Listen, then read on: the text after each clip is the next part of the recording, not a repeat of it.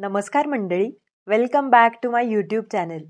सध्या आपण ऐकतोय नारायण धारप यांच्या माणकाचे डोळे या भयकथा संग्रहातील कथा. प्रामाणिकपणे सांगायचं तर मी प्रचंड खुश आहे. मागच्या आपल्या उंबरठा या व्हिडिओला जो काही तुम्ही प्रतिसाद दिलेला आहे, ज्या भरभरून खूप प्रेमानं तुम्ही ज्या कमेंट्स केल्या आहेत, सूचना दिल्या आहेत, त्या वाचून बघून मला प्रचंड आनंद झाला आणि I am really very thankful आणि ग्रेटफुल माझ्या सबस्क्रायबर्स तर्फी. मी आशा करते की तुम्ही असेच सगळे व्हिडिओ पाहत राहाल, ऐकत राहाल आणि खरंच खूप खूप खूप थँक्यू. आजची आपली कथा आहे झपाटलेलं घर. माणसाच्या भावनांचा त्याच्या आयुष्यावर खूप परिणाम होत असतो आणि एखादी भावना जर त्याला तीव्रतेने जाणवत असेल तर त्याचा वाईट आणि चांगला दोन्ही परिणाम होऊ शकतो. अशाच काहीशा धाटणीची ही कथा आहे. मला काय म्हणायचं आहे तुम्हाला कथेच्या शेवटी नक्कीच कळेल. तर ऐकूयात आपण आपली आजची कथा, झपाटलेलं घर. दिवाकरचे काम 3-4 महिन्यात संपणार होते आणि मग तो कायमचाच पुण्याला स्थायिक होणार होता. लग्न झाल्यापासून गेलं वर्षभर वंदना तिच्या माहेरीच राहत होती. आता मात्र त्यांचा संसार खरोखरीचा सुरू होणार होता.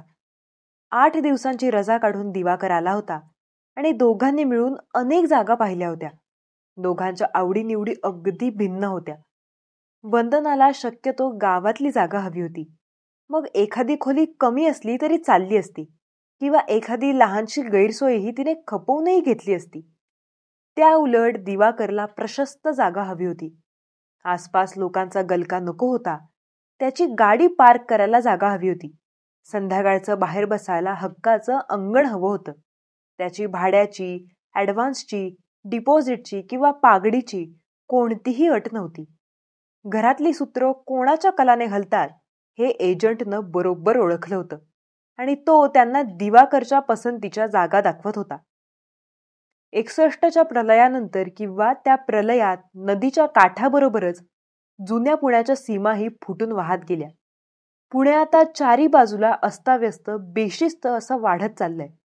12-15 लोक एकत्र येतात, सोसायटी बनवतात, अर्धा-पाऊण एकर जमीन विकत घेतात, कॉन्ट्रॅक्टरकडून अगदी एकासारखे 12-15 बंगले बांधून घेतात. वीज मिळाली नाहीतर नाही, रस्ता तर नाहीच, बसची सोय नाही, आसपास शेजारी नाही, शाळा नाही, मार्केट नाही, पोलीस चौकी नाही, फोनही नाही. अरण्यासारखे एकाकी पडलेले लोक. पण लोकसंख्येचा दाब आणि निवाऱ्याची निकड इतकी आहे की अशा जागा सुद्धा लोक घर बांधणीला पसंत करतात. मग तिथे राहणे अशक्य होते. कारणे काहीही असोत. गावातली 2 खोल्यांची कोंदट जागाच त्या नव्या स्वतंत्र बंगल्यापेक्षा बरी वाटते. आणि शिवाय बंगला काही रिकामा राहणार नसतो. त्यासाठी भाडेकरीही तयार असतातच. हवाच्या सव्वा ॲडव्हान्स, डिपॉझिट, भाडे देणारे भाडेकरी. अशाच एका वसाहतीतला नवा न राहिलेला बंगला दिवाकरच्या मनात भरला. वंदनाची तिथे राहायची इच्छा मुळीच नव्हती. तशी कॉलनी भरलेली होती, पण तिचे मन काही त्या एकाकी वास्तूत राहायला तयार होईना. दिवाकरने तिची परोपरीने समजूत घालायचा प्रयत्न केला, पण ती काही केल्या तयार होईना. तेव्हा मात्र तो तिच्यावर रागावला. वंदन, अगं हा काय वेडेपणा? 1-2 महिन्यांचा तर प्रश्न आहे ना, मग मी येतोच आहे की इथे. मग तुला एकटं नाही वाटणार? पण दिवाकर, अजून तुझा पण आहेच का? बरीच वादावादी झाल्यावर ती जराशी नाखुशीनेच तयार झाली. दिवाकरने 11 महिन्यांचा करार केला आणि मग वंदनाला घेऊन एका संध्याकाळी तो त्या बंगल्यात आला. खाली 4 खोल्या होत्या, वर गच्ची होती. वर जायचा जिना बाहेरच्या अंगाला होता. अंगणात काळी माती होती. वाशांना काटेरी तार लावून कुंपण केले होते. लाकडाच्या पट्ट्यांचे फाटक होते. घरात वीज आली होती. रंगकाम पुरे झाले होते. घर राहायला अगदी तयार होते. पण त्या मोकळ्या मोकळ्या रिकाम्या खोल्या वंदनाला त्या बांड्या हातासारख्या वाटल्या, पांढऱ्या कपाळासारख्या वाटल्या. अशुभ कोरेपणा आणि रितेपणा दोन्हीत काही फरक असतो का? असला तर तो इथे होता. न राहिलेपणाची एक खास झलक त्या घराला होती. 2 दिवस दिवाकर तिच्याबरोबर त्या घरात होता. तिला विचाराला उसंतच मिळत नव्हती. दिवाकर घरभर फिरत होता. फरशीवर भिंतीवर खडूने रेखाकृती काढत होता. नव्या फर्निचरची मनात आखणी करीत होता. इथे सोफा सेट, इथे टिपॉय, इथे साईडबोर्ड, इथे रेडिओ, इथे स्वयंपाकाचा प्लॅटफॉर्म, इथे वॉर्डरोब, इथे कॉट. खोलीचा आकार, खिडकीची जागा, प्रकाश सगळं पाहत होता. रेषा पुसत होता, नव्याने ओढत होता. त्याच्या त्या स्वैर अनिर्बंध उत्साहाने घराचे वातावरण भारून गेले होते. सामानापैकी काही आले, काही मागून येणार होते आणि मग दिवाकर त्याच्या कामावर गेला. वंदना मागे राहिली. वंदना मागे एकटीच राहिली. 2 महिन्यांसाठी त्याची वाट पाहत. दिवाकरला स्टेशनवर पोहोचवून ती परत आली आणि तशीच बाहेरच्या खोलीत खुर्चीत बसून राहिली. दिवसाचा मोठा पसारा एकाएकी उलगडला होता. वेळेचा बांधीलपणा एकदम गेला. ती आता एकटी होती. तिचं ती तिच्या सोयीने केव्हाही उरकू शकत होती. एकटीला कंटाळा आला तर आईकडे गेलीच राहायला तरी चालेल, दिवाकर शेवटी म्हणाला होता. पण त्याच्या स्वरातली नाराजी स्पष्ट होती. नव्याने मांडलेल्या घरातच तिने अभिमानाने राहावे ही त्याची इच्छा उघड दिसत होती. दोन्ही बाजूंचे बंगले अजून रिकामे आहेत असं ती भीत भीत म्हणताच दिवाकर जरा रागाने म्हणाला होता. 7-8 दिवसांत तिथे वास्तुशांती होणार आहेतच की वंदन, आणि जराशी धीटपणाने राहायला शिक की. माझं काम मला असं वेळोवेळी परगावी घेऊन जाणार. दरवेळी का आईवडिलांकडे राहायला जाणार आहेस? जरा एका बाजूला असलं तरी घर भक्कम आहे ग. जरा सांभाळून राहिलीस की झालं. त्यावर तिला काही बोलताच आलं नाही. तिच्या मनातली अनिच्छा, नावड, नाखुशी ही इतकी संदिग्ध होती की इच्छा असती तरी तिला ती शब्दात मांडता आली नसती. तेव्हा काही न बोलता वंदना मान खाली घालून गप्प बसली. आणि आता ती या नव्या कोऱ्या न राहिलेल्या वास्तूत एकटी होती. उन्हाचे कवडचे खोल्या खोल्यांतून पडले होते. नवा रंग उजळून निघाला होता. घरात प्रकाश ओसंडून वाहत होता. असा चौरस इंचही नव्हता की जिथे प्रकाश नव्हता. पण वंदनाला वाटले, प्रकाश म्हणजेच सर्व काही आले का? प्रकाश दरवेळी बरोबर प्रसन्नता आणीलच ही खात्री होती का? प्रसन्नता. तिला आता एक नेमका शब्द सापडला. ती वास्तू प्रसन्न नव्हती. एक एक कंटाळवाणा तास उलटत होता. दुपारी टेकडीच्या बाजूने वारा वाहू लागला. इतका जोरात की तिला पश्चिमेच्या बाजूच्या खिडक्या लावून घ्याव्या लागल्या. खिडकी लावता लावता तिच्या मनात विचार आला, हो, दारा खिडक्यांना पडदे करायचेत. त्यांचं कापड आणायला हवं. मापं घ्यायला हवीत. दुपारी काही वेळ ती ट्रान्झिस्टर उशाशी घेऊन बसली होती. पण गाण्यात तिचे लक्षच लागेना. जराशी झोप काढली. चहा झाला. मग संध्याकाळ. वारा आता चेव आल्यासारखा वाहत होता. या भागाची रचना अशी होती की दुपारी 2 पासून हा वारा रोज वाहत राहणार. तिला त्याची सवयच करून घ्यावी लागणार होती. वारा घराभोवती पिंगा घालणार, खिडक्यांची दारे खटखटावणार, एखादी उघडी राहिली तर धाड दिशी आपटणार. पुढे जेव्हा केव्हा उंच झाडांची रांग मध्ये उभी राहील तेव्हाच या वाऱ्याला पायबंद बसेल. व्हरांड्यात उभी असताना क्षणभर मनात विचार आला, घरी जाऊन यावं. पण तो मनाचा भित्रेपणा ठरला असता आणि दिवाकरचं म्हणणं तरी चूक होतं का? आईवडिलांचं प्रेम असेलही की तिच्यावर, पण त्याचा किती फायदा घ्यायचा? तिचा कंटाळा येईपर्यंत. ती व्हरांड्यातच खुर्ची घेऊन बसली. आसपासची जागा उजाड होती. धड माळरान नाही, धड शिवार नाही, धड नगरीही नाही. कायापालट होत होता, पण ही मधली अवस्था काही चांगली नव्हती. 2 घरं सोडून पलीकडे मुलांचा गलका चालला होता. तिला वाटलं त्यांच्यात जाऊन बसावं, ओळख करून घ्यावी, पण ती हल्लीच नाही. मनावर एक प्रकारचा थकवा आल्यासारखा झाला होता. अगदी आळसून गेल्यासारखं झालं होतं. ती तशीच बसून राहिली.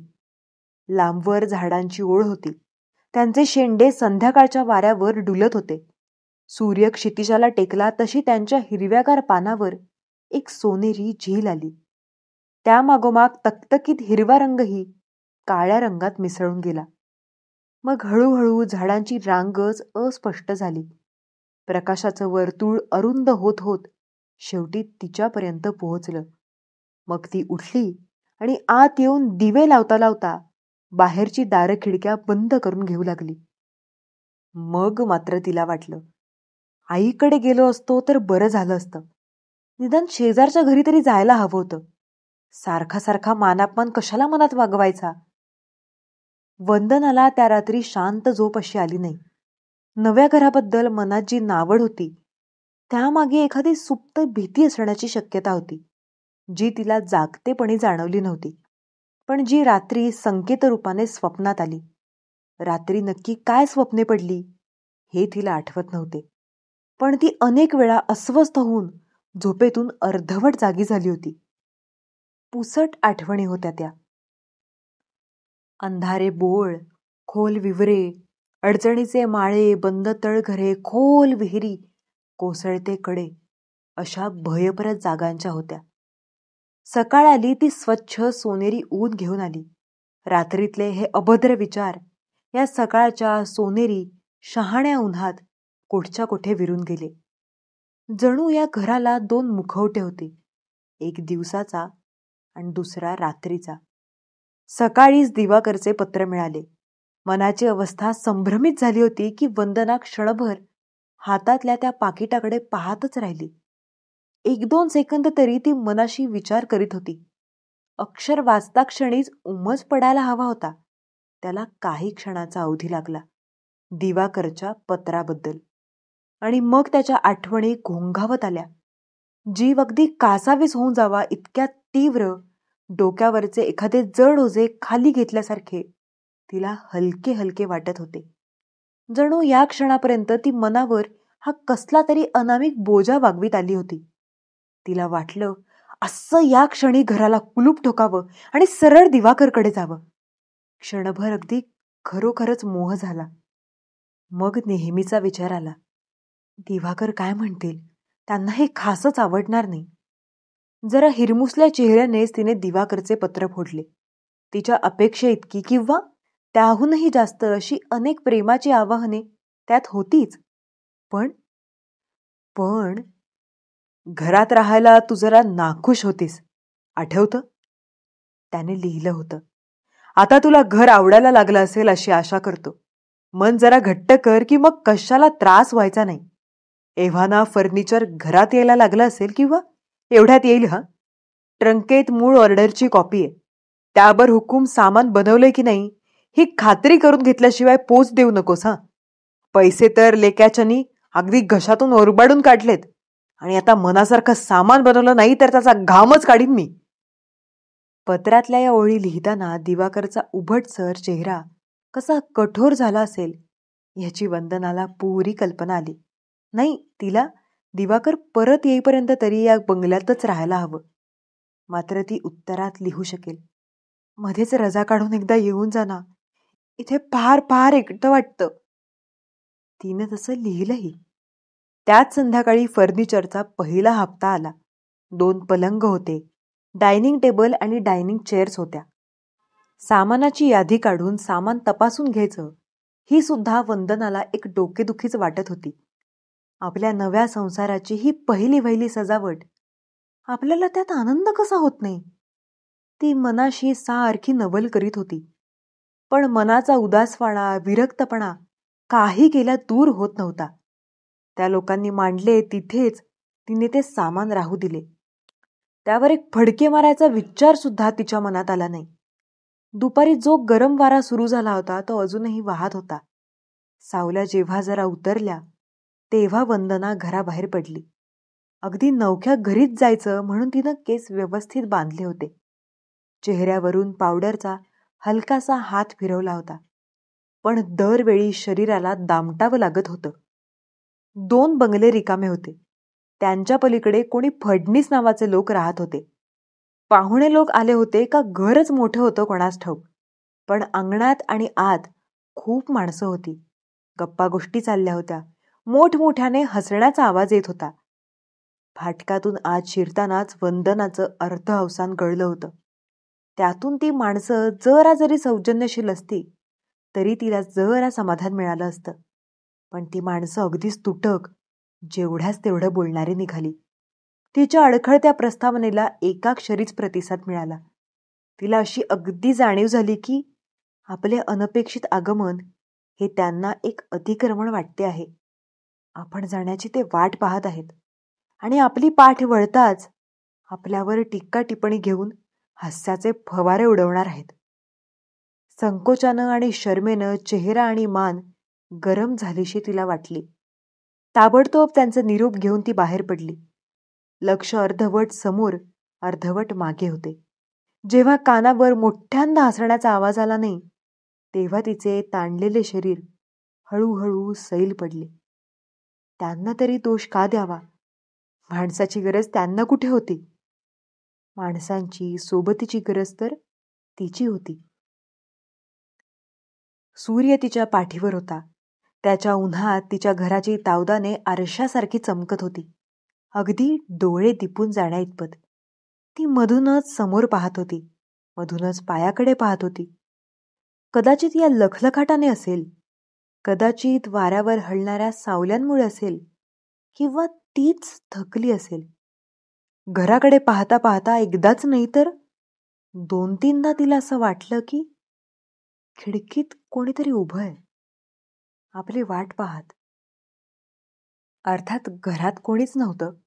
दाराला कुलूप लावून ती गेली होती. पण आता प्रथमच तिच्या मनात एक नवा विचार आला. हे घर केवळ रिकामं कोरं नाही, या घराला कसली तरी भूक आहे. आल्या आल्या तो विचार तिला इतका विलक्षण वाटला की तिने तो तत्क्षणीच झटकून टाकला. पण काही दिवसांनंतर तिला तो परत एकदा आणि तीव्रतेने सुचणार होता. तिच्या पत्राला दिवाकरचे यथावकाश उत्तर आले. त्याला बोलावल्याबद्दल त्याने तिची थट्टा केली होती. वंदन, अगं मला येऊन 8 दिवसच होत आहेत. एवढ्यात आता 15 दिवस तरी हलता येणार नाही बघ. आणि शेजारच्या बंगल्यातून एव्हाना वास्तुशांत झाल्या असतीलच की. आता तुला हवी तेवढी सोबत मिळेल. त्याला ती काय सांगणार? शेजारच्या बंगल्यात काहीच हालचाल दिसत नव्हती. ते कोणाचे होते हे सुद्धा तिला माहीत नव्हते. कंत्राटदार सुद्धा कधी त्या बाजूला फिरकला नाही. एखादा सुतार नाहीतर एखादा बिगारी काहीतरी किरकोळ कामासाठी यायचा. त्याला तिने विचारले होते, पण तो काय सांगणार? ती एकटी होती ही गोष्ट खरी होती. आणि दिवसागणिक तिचा एकटेपणा तिला जाणवायला लागला होता. एकटेपणा? ती मनाशी आश्चर्याने म्हणाली. कारण त्या पहिल्या संध्याकाळनंतर आणखीही 1-2दा तिला असं वाटलं होतं की घरात आपल्याखेरीज कुणीतरी आहे. मोलकरीण असेल, आणखी कोणी असेल, अशा समजुतीने तिने सगळ्या खोल्या तपासल्या होत्या, पण खोल्यात अर्थात कोणी नसायचंच. दारही बंद असायची. त्याखेरीज प्रत्येक लहान सहात कामातला आळसही तिला आताशी जाणवायला लागला होता. दिवसा 2 दिवसाआड काहीतरी सामान घरात येत होतं. माणसांच्या पद्धतीनं ती ते खोल्यात भिंतींना लावून रचून ठेवत होती, अगदी वाटेत यायला नको म्हणून. आणि मग तिकडे परत पाहत सुद्धा नव्हती. एका दुपारी तिला हा अस्वस्थपणा असह्य झाला आणि ती स्वतःशीच खूप रडली. दिवाकर, दिवाकर, मला इथून न्या हो. ती म्हणत होती, ही जागा चांगली नाही. मी प्रथम पासून तुम्हाला सांगत होते ही जागा नका घेऊ. इथे मला कधी कधी सुख लागायचं नाही. स्वतःच्या भावनांच्या अनपेक्षित उत्सर्गानं वंदनाही चकित झाली. पण मग विचार करता तिला खरोखरच जाणवलं की या घराभोवती कुठेतरी एक अनैसर्गिक प्रभाव होता. सहज तिच्या मनात आलं, कॉलनी बांधणाऱ्यांनी या जागेचा आधी शोध घेतला होता का? इथे पूर्वी काय होतं? मनात नसतानाही ती परत एकदा त्या फडणीसांच्याकडे गेली. यावेळी तिचे काही ठराविक काम होते आणि त्या मानानं तिचा संकोच कमी होता. स्वतः फडणीस घरात होते. ते सोसायटीचे साधे मेंबर होते. नोटीस येईल तसे पैसे भरण्यापलीकडे त्यांनी काही केलं नव्हतं. पण सोसायटीचे अध्यक्ष आणि सेक्रेटरी यांची नावे आणि पत्ते मात्र त्यांनी तिला तत्परतेने दिले. पण तिने मेंदूला आणि शरीराला इतका त्रास दिला नसता तरी चाललं असतं, कारण तिच्या शोधातून काहीही निष्पन्न झालं नाही. जागेचा व्यवहार सेक्रेटरींनी केला होता, पण त्यांनी पाहिले होते ते 7-12चे उतारे, प्रॉपर्टी रजिस्टर्समधील नोंदी, कोणाचा काही गहाण, खरेदी, हक्क, वारसा, बोजा या जागेवर नाही ना? सरकारच्या कोणत्या भावी स्कीममध्ये जागा येत नाहीये ना? या गोष्टी. जागेवर कोण राहत होतं, जागेचा इतिहास काय आहे, हे त्यांनी पाहिलं नव्हतं. त्याचा विचारही केला नव्हता. मनाच्या संवेदन क्षमतेलाही काही वेळानंतर एक प्रकारचा बोथटपणा येत असावा. जाणीवेची पहिली तीक्ष्ण धार बोथट होत असावी. मार खाऊन खाऊन मुलं बेदरकार, मुरदाड बनतात, तसलाच हा प्रकार. जनावरही अशीच सुरुवातीच्या अनपेक्षित आवाजाला किंवा वासाला कान टवकारतात, कावरी बावरी होतात. पण तोच अनुभव रोजचा झाला तर तिकडे दुर्लक्ष करतात. आपल्या मनात हे संक्रमण केव्हा झाले हे वंदनाला समजलेच नाही. किंबहुना असं काही झालंय याची जाणीव सुद्धा तिला नव्हती. सुरुवातीस फडणवीसांच्याकडून परत येताना तिला क्षणभरच भास झाला होता की घरात कोणीतरी आहे, खिडकीतून आपल्याकडे पाहत आहे. तिच्या चित्तवृत्ती शहारून आल्या होत्या. पाऊल अडखळलं होतं. पुढंही 2-3दा तिला असं वाटलं होतं की घरात आपल्याखेरीज आणखी कोणीतरी आहे. धडधडत्या काळजाने तिने खोली मागून खोली पाहिली होती आणि प्रत्येक खोली रिकामी दिसताच स्वतःच्याच कल्पनाशक्तीला दोष देत समाधानाचा सुस्कारा सोडला होता. मग या धोक्याच्या खुणा मेंदूला जाणवेनाशाच झाल्या होत्या. किंबहुना बाह्य संवेदनांचे अर्थ मनात किंवा मेंदूत उलटे झाले होते. सुरुवातीस वाऱ्याने एखादे दार खटखटले तरी मनात नाही नाही ते विचार येऊन वंदना कासावीस होई. आता एखाद्या दाराचा आवाज आला, एखादे पाऊल चालल्याचा आवाज आला तरी मनात त्याचा सोयीस्कर अर्थ लावला जात होता. वंदना मान वर करून पाहत नव्हती, जागची हलतही नव्हती. अजूनही दिवाकर आला असता, वंदनाला घेऊन बाहेर कुठेतरी गेला असता, तिला त्या घरापासून पार दूर केली असती, तर ती भानावर आली असती. पण दिवाकरची नुसती पत्रच येत राहिली. आधी नव्या घराच्या, सामानाच्या इत्यादी चौकशीची, मग तिच्या पत्रांच्या तुटकणाबद्दल नाराजीची, तक्रारीची. सुरुवातीस वंदना दिवाकरच्या पत्रांची आर्ततेने वाट पाहत होती. पण घरातून निघून जाण्याचा तो एकच मार्ग दिसत होता. मग तो आर्तपणा कमी झाला. पत्रांना उत्तरे हे साधे काम, मग कर्तव्य, मग डोकेदुखी झाली आणि मग आपण या घरात राहतो की जातो याचीही तिला काही फिकीर वाटेनाशी झाली. कारण आताशी ती एकटी नसायची. अगदी सुरुवातीस तिला जेव्हा ही जाणीव झाली की आपण घरात एकटे नाही, घरात आणखीही कोणीतरी वावरत असते, तेव्हा ती विलक्षण अस्वस्थ होती. पण अस्वस्थ, भयभीत नाही. सतत आघाताने तेव्हापासूनच मेंदूची धोका ओळखण्याची क्षमता गेली होती. तेव्हा तिच्या एकटेपणावर, खाजगी आयुष्यावर झालेले सूक्ष्मवर्धी आक्रमण दिवसा गणित जास्त स्पष्ट होत गेले. आसपासच्या वावराचा शोध घेण्यासाठी ती आधी खोल्यात हिंडून पाही, पण तो एक प्रकारचा लपंडावच होता. ती एका खोलीत आली की पायरव दुसऱ्या खोलीत जाई. तिनं एका खोलीतले दार बंद केले की पलीकडच्या खोलीतले उघडे. ते बंद केले की स्वयंपाकघरांतील नळ सुरू होई. तिला नकळत तिच्या घरात वावरणाऱ्याविषयी भीतीमिश्रित परकेपणा तिच्या मनातून केव्हा गेला, त्याची जागा उदासीनपणाने आणि मग शेवटी भेटीच्या औत्सुक्याने केव्हा घेतली, हे तिलाही समजले नाही. शेवटी ती तिच्या भेटीसाठी अगदी अधीर झाली होती आणि मनाच्या या उत्सुकतेनेच शेवटी तो आकार तिच्याकडे खेचून आणला किंवा तिच्यासाठी साकार केला. आसपास वावरणारे आवाज, गंध, छायाप्रकाश हे सगळं एकत्र आलं. त्याचा एक आकार झाला. शेवटी ती काहीच सांगायच्या मनस्थितीतच नव्हती. पण अगदी सुरुवातीस जरी तिला कोणी विचारलं असतं की हे कोण आहे, जेवताना तुझ्याबरोबर कोण बसलेलं असतं, दुपारी तुझ्या शेजारच्या खुर्चीवर कोण बसलेलं असतं, रात्री तुझ्या कॉटच्या कडेवर कोण बसलेलं असतं, तरी तिला एकाही प्रश्नाचं उत्तर देता आलं नसतं. तिच्यासाठी तो आकार कधीच स्पष्ट झाला नाही, किंवा जेव्हा स्पष्ट झाला तेव्हा सारी दुनियाच उलटी झाली होती. तेव्हा वंदनाला सोबत मिळाली होती. कोणाची का असेना. ती मनाशी विचार करीत होती, पण हा विचार सुरुवातीचा झाला. मग तेच इतके नैसर्गिक झाले की त्यासाठी कारणं किंवा स्पष्टीकरणं अनावश्यकच झाली. कधी वादावादी नाही, तंडापखेडा नाही, उणंदुणं नाही, भांडणं नाहीत, काही नाही. एखादा नितळ आरशीसारखं ते व्यक्तिमत्व होतं. तिचेच विचार जणू तिथे स्पष्टपणे प्रतिबिंबित झाले होते. नुसते विचारच नाहीत हं, चेहरा मोहरा सुद्धा. सुरुवातीला त्या साम्याचं खूपच नवल वाटलं होतं, पण मग त्याचीही सवय झाली. माणसाला कशाचीही सवय होते म्हणतात.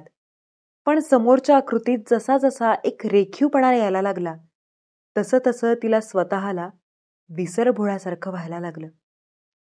घरात दुसरं कोणी असतं, कामासाठी तिच्यावर अवलंबून राहणारं असतं, तर तिला सर्व कामं योग्य वेळी योग्य क्रमाने करावी लागली असती. पण ती एकटी होती, स्वतःची मुखत्यार होती. वेणीफणी केली नाही, स्नान केलं नाही, जेवण केलं नाही, याचाच काही वेळ तिला विसर पडायचा. मग ती समोरच्या वंदनाला विचारायची, वंदनाच की, इतकी जर हुबेहूब तिच्यासारखी दिसत असली तर नाव दुसरं कसं चालेल ना. आणि मग मोठ्या कष्टाने आरशासमोर उभी राहायची. पण आताशी काही काही वेळा तिला आरशात आपला चेहराच नीट दिसत नसे. आरसा 10दा पुसला, डोळ्यांना गारेगार पाणी लावलं तरी समोरचा भुरसट गोल तसाच भुरसट राहे. त्याला ना नाक ना डोळे, त्याला ना केस ना आकार. गोंधळून कधी कधी ती आपल्या डोक्याला हात लावून पाही. कधी केस लागत, कधी गुळगुळे डोकं लागे. आधी तिला या प्रकाराची भीती वाटायची. मग मग हसायला यायला लागलं. डोक्यावर केसच नाहीत तर मग वेणी कसली घालणार ना. ती अशी मोठमोठ्यानं हसत वंदनाला विचारी.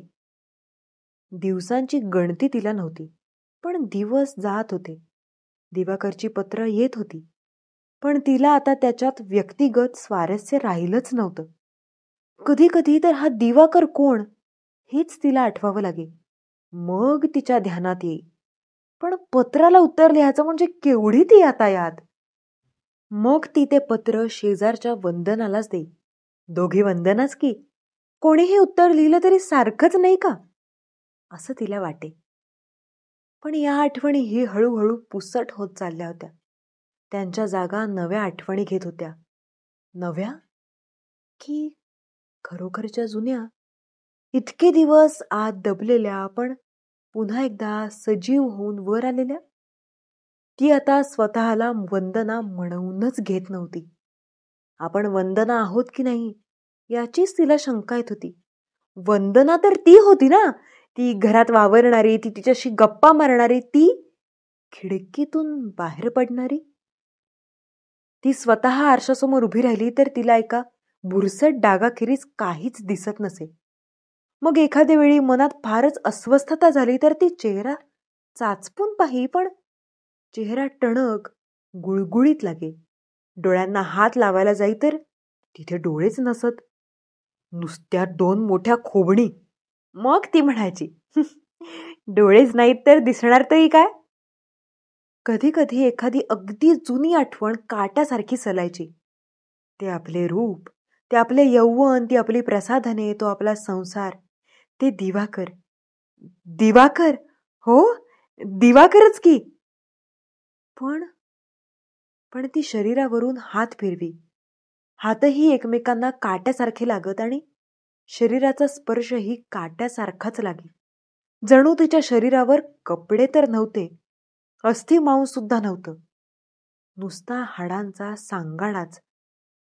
ती तिच्या कोपऱ्यात बसून राही आणि घरभर वावरणाऱ्या त्या बाईकडे, काय नाव, वंदना, हा हा हा वंदनाच, पाहत राही. या भिंती आणि हे सामान तिच्या परिचयाचं नव्हतं. कोपऱ्यातला अंधाराचा आडोसाच तिला आवडे. शक्य असतं तर ती आणखी काळोखात गेली असती. इथं खाली एखादं विवर असतं, जमिनीत एखादा खड्डा असता तर त्यात अगदी समाधानानं बसली असती. नाहीतरी इतकी वर्ष ती अशीच जमिनीखाली नव्हती का. तिला कशाची दात फिर्यात होती, फिकीर. वर्षामागून वर्षे उलटली होती, तिला काळाचा स्पर्शही झाला नव्हता. तिच्या अंधाराच्या गार कोशात ती गुरफटवून आरामात होते.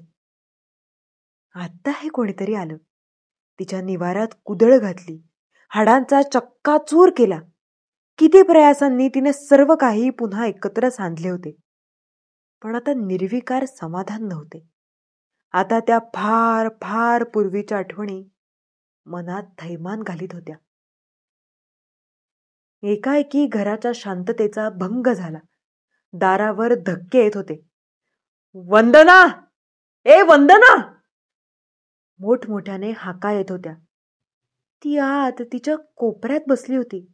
कोण वंदना असेल ती जाईल, ती म्हणत होती. पण दारावरचे धक्के आणि त्या हाका चालूच राहिल्या. मग दारावर कोणाच्या तरी लाथा बसत होत्या आणि कच्च असं करून आवाज करत दार आत कोलमडले. प्रकाश आला. तो तिला नको होता. बाहेरचा वारा आला. तो तिला नको होता. ती अंग चोरून कोपऱ्यात खेटून बसली होती. खोलीचे दार दंडीशी उघडले आणि कोणीतरी आत आलं. वंदना, अगं वंदना! तो आवाज किंचाळलगत चिरकला. तिला प्रकाश नको होता. प्रखर प्रकाश सुरीसारखा टोचत होता. कोणीतरी तिला हलवत होतं. फासळ्यानं फासळ्या खिळखिळ्या होत होत्या. जणू त्यांच्या आता ठिकऱ्या ठिकऱ्याच होणार होत्या. तिला खूप वाटत होतं की सांगावं, मी वंदना नाही. वंदना केव्हाच गेली, झडून गेली. कपडे, अस्थि, मांस, त्वचा, रुधिर सगळं काही झडून गेलं. मी नाही काही वंदना, मुळीच नाही. पण ती सांगणार तरी कशी? कवटीत तर जीभच नव्हती. फासळीत जर फुफ्फुसच नव्हते तर आवाज निघणार तरी कसा ना? खोबणीत जर डोळेच नव्हते तर ती दूर होणार तरी कशी? वंदना, अगं वंदना, आहे हे काय झालं ग? कोणीतरी चिरक्या आवाजात विचारत होतं. मग मोठमोठ्याने हुंदके दिल्याचा आवाज येत होता. तिला याचं काहीच नव्हतं. तिला तिच्या मातीच्या कोशात विश्रांती हवी होती. हा मध्येच आलेला व्यत्यय दूर होण्याची ती वाट पाहत होती. हा जो कोणी तिला हलवत होता, रडत होता, हाका मारित होता, सारखा चाचपून पाहत होता, तो काही वेळानं कंटाळेल आणि निघून जाईल. मग ती परत तिच्या काळोखाच्या घरात शांतपणे शिरेल.